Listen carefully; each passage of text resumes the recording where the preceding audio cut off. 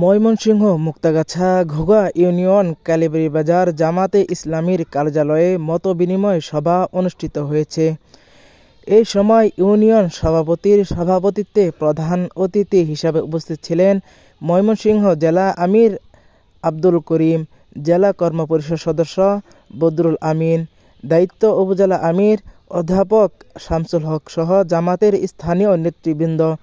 অনুষ্ঠানে বক্তব্য রাখেন জামাতের কেন্দ্রীয় ও স্থানীয় নেতাকর্মীরা। বক্তারা দলীয় নেতাকর্মীদের একতাবদ্ধ হয়ে আগামী নির্বাচনে সক্রিয় ভূমিকা রাখার আহ্বান জানান।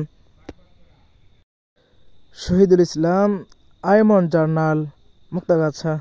আমি আবারও আপনাদেরকে বলতে চাই, আপনারা কি আমাকে এই আশ্বস্ত করতে পারেন যে আমি যে কমিটিগুলোর কথা বললাম আর কি, যুব কমিটি, শ্রমিক কমিটি, ছাত্র কমিটি এবং সাধারণ কমিটি, এটাকে আরো সম্প্রসারণ করবেন।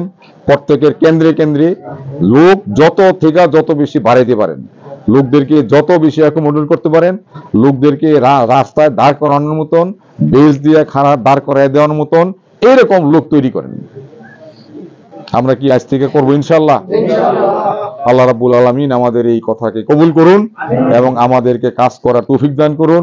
আমাদের যে জন আকাঙ্ক্ষা, আমাদের যে আকাঙ্ক্ষা যে আমরা এই এলাকায় আমরা দাঁড়িপাল্লাকে আমরা পাশ করাবো, সেই জন্য আমরা আমাদের যত ধরনের চেষ্টা আছে, যত ধরনের ওয়ে আছে, সবগুলো আমরা ব্যবহার করব ইনশাআল্লাহ।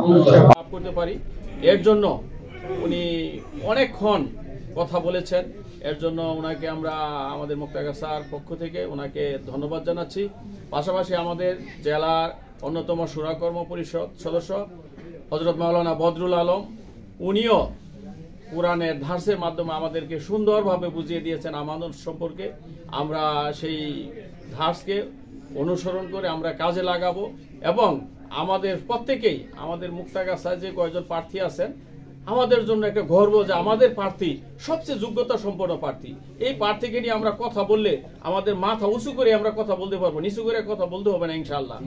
আমরা আজকে থেকে ইনশাআল্লাহ আগামীকালকে থেকেই আমরা অবশ্যই ময়দানে আমরা ঝাঁপিয়ে পড়বো এবং সেইভাবে আমরা প্রস্তুতি নেব ইনশাআল্লাহ।